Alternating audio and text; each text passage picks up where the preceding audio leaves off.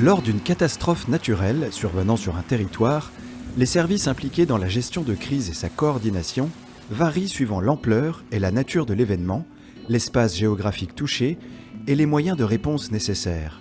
Les maires mobilisent leur centre opérationnel communal et s'appuient sur leur plan communal de sauvegarde pour préserver la sécurité des personnes et des biens sur leur territoire.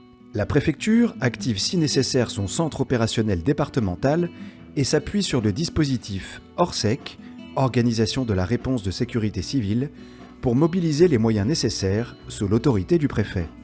Lorsque plusieurs départements sont touchés et qu'une coordination des secours et l'envoi de renforts sont nécessaires, l'état-major de zone mobilise le centre opérationnel zonal sous l'autorité du préfet de zone.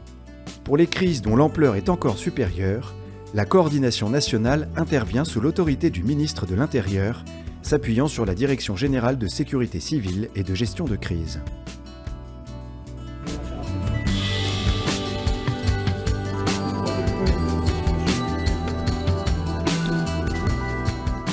Puisque une crise, en premier lieu, elle est gérée par le maire au niveau de sa commune. Dès que ça dépasse le niveau de la commune ou le niveau des capacités de la commune à répondre à la crise, c'est le préfet qui prend le relais et donc il active le centre opérationnel départemental. Le centre opérationnel, il va être composé de tous les services utiles à la crise. On va avoir des experts, ça peut être les pompiers, les gendarmes, donc les forces de l'ordre. Vous pouvez avoir aussi des services de l'État compétents sur le volet des inondations, etc. Et en fait, c'est vraiment cet échange entre tous les services qui va permettre au préfet d'avoir une vision globale de l'événement et de prendre les bonnes décisions au bon moment.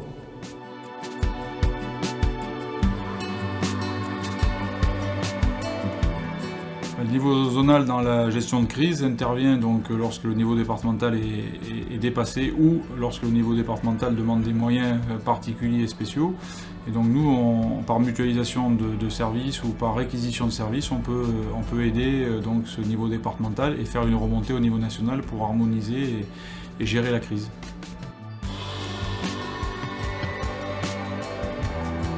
L'exercice du 8 mars 2022 consistait à tester les procédures et les organisations des départements du Gers, du Tarn-et-Garonne, de la Haute-Garonne et de la zone de défense et de sécurité sud pour faire face à une inondation majeure.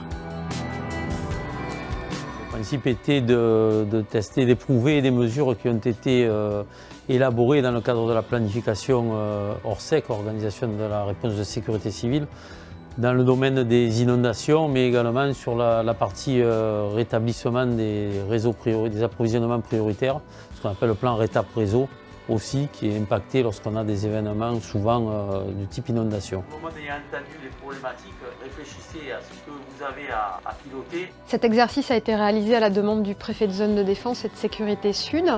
Il a été organisé dans le cadre de la mission Inondation Arc Méditerranéen qui travaille sur les 23 départements du sud de la France en lien étroit avec l'état-major de zone sud, mais également beaucoup de services qui ont œuvré à la préparation. Des services à la fois du ministère de la Transition écologique et du ministère de l'Intérieur ont été mobilisés et des collectivités, des centres d'expertise ont été mobilisés en appui. Je pense notamment au CIPRE qui nous a accompagnés sur la préparation et l'animation aujourd'hui de cet exercice. La mise en œuvre d'un exercice de simulation s'appuie sur une équipe d'animation, la DIRANIM, communiquant des messages aux joueurs, que sont les départements et l'état-major de zone, selon un scénario développé en amont. L'élaboration et l'animation de ce scénario ont mobilisé de nombreux services autour de l'état-major de zone et de la mission interrégionale Inondation Arc Méditerranéen. Météo France, le service prévision des crues Tarn-Garonne-Lot, les préfectures de département, les services départementaux d'incendie et de secours, certaines communes, le CIPRE et l'exploitant du barrage de la Gimone. Il s'agit d'une crise en deux phases. D'abord, le passage d'une tempête, le samedi 5 mars au matin, comportant des vents violents et des précipitations modérées, occasionnant des dégâts importants, coupures d'électricité, de routes, destruction de toits. Cette tempête est suivie 24 heures plus tard par de très fortes précipitations. Celles-ci se concentrent d'abord sur l'amont des bassins versants, dans les Cévennes et les Pyrénées, dans la nuit du dimanche au lundi, puis restent stationnaires sur le Gers et les Hautes-Pyrénées durant la journée du lundi. Le mardi, dès 7h30, débute l'exercice avec le passage en vigilance rouge Vigicru du fait des risques d'inondation. en termes de choc ou en termes de risque avec les hélices, soyez bien vigilants et respectez bien les consignes. L'intérêt des exercices, c'est que les gens se connaissent a priori dans une situation assez facile et préprogrammée, afin que quand on a un événement réel, il n'y ait pas d'interférences qui se produisent et que tout le monde puisse jouer son rôle avec efficacité, que ça soit rapide et que la réponse qui doit être apportée au département à toutes les sollicitations du terrain arrive le plus vite possible et dans les meilleures conditions possibles. Effectivement, le fait de se préparer en amont ensemble avec les services, ça nous a permis de fluidifier le scénario et aujourd'hui jouer un scénario cohérent. Et on remercie d'ailleurs les préfectures qui ont participé avec nous à la réalisation de ce scénario parce que c'est un exercice qui a été particulièrement délicat et malgré cette difficulté, je pense qu'aujourd'hui on a atteint l'objectif de pouvoir faire travailler le COS dans de bonnes conditions. Les joueurs doivent gérer le retour à la normale suite à la tempête du week-end. Simultanément, ils se retrouvent confrontés à de nouveaux événements. Il faut anticiper et gérer des débordements de cours d'eau et des défaillances d'ouvrages de protection, tels que les digues et les barrages, sur différents secteurs du territoire. Le rôle de l'ARS, ça va être de venir en appui des services de santé de la zone impactés, qui sont effectivement impactés par un événement et dont les moyens sont insuffisants pour y faire face. Le service zonal défense et sécurité de l'ARS a l'habitude de travailler avec un certain nombre d'acteurs, mais par contre c'est très intéressant de les rencontrer, de travailler ensemble sur le terrain, en cellule de crise. Le rôle de l'ADREAL, c'est de décliner les politiques publiques du ministère de la transition écologique et de la cohésion territoriale au niveau régional. Donc nous avons dû regarder le volet transport, s'il y avait des routes interrompues, qu'est-ce qu'il fallait faire pour trouver des solutions pour réparer la fluidité de ces axes. Nous avons aussi travaillé sur le volet réseau, que ce soit les réseaux téléphonie, électrique ou d'eau. Sur le terrain, à Saint-Nicolas-de-la-Grave et à Moissac, dans le Tarn-et-Garonne, des manœuvres de pompiers mettent en situation des équipes de 4 services départementaux d'incendie et de secours, ainsi que leur matériel d'intervention en cas de crue.